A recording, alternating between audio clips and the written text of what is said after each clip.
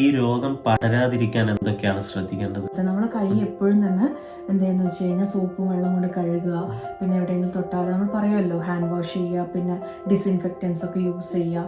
പിന്നെ പുറത്തൊക്കെ പോകുമ്പോൾ പൊതുവായ സ്ഥലങ്ങളിലോ അല്ലെങ്കിൽ ഹോസ്പിറ്റലൊക്കെ പോകുമ്പോൾ മാസ്ക് യൂസ് ചെയ്യുക. പിന്നെ പ്രത്യേകിച്ച് തുമ്മൽ ചുമയൊക്കെ വരുന്നവർ തന്നെ മറ്റുള്ള എവിടെയെങ്കിലും പോകുമ്പോൾ മാസ്ക് യൂസ് ചെയ്യുക. കോണ്ടാക്റ്റ് വരുവാണെങ്കിൽ തന്നെ നേരിട്ട് നമ്മൾ മൂക്കിലോ അല്ലെങ്കിൽ നമ്മൾ വായിലോ കൊണ്ടുപോകാതിരിക്കുക. നന്നായിട്ട് കൈയൊക്കെ കഴുകി ഡിസിൻഫെക്റ്റൻസ് യൂസ് ചെയ്ത് കഴുകുക. പിന്നെ സോപ്പും വെള്ളവും ഉപയോഗിച്ച് നമ്മളൊരു ഹാൻഡ് വാഷ് നമ്മളെപ്പോഴും ഒരു സ്ഥിരാക്കി വെച്ചിട്ടുണ്ടല്ലോ, ശീലമായിട്ടുണ്ടല്ലോ. ആ സമയത്ത് ശ്രദ്ധിക്കുന്ന പോലെ തന്നെയുള്ള എല്ലാ കാര്യങ്ങളും ശ്രദ്ധിക്കുക, എല്ലാവിധ മുൻകരുതലുകളും എടുക്കുക. അപ്പോൾ ഈ ഒരു എപ്പിസോഡ് എല്ലാവർക്കും ഉപകാരപ്രദമാവുമെന്ന് വിശ്വസിക്കുന്നു. വീണ്ടും നമ്മൾ അടുത്ത എപ്പിസോഡിലേക്ക് കാണും അല്ലേ? അതെ. നിങ്ങളുടെ അഭിപ്രായങ്ങളൊക്കെ രേഖപ്പെടുത്തുക. നന്ദി, നമസ്കാരം.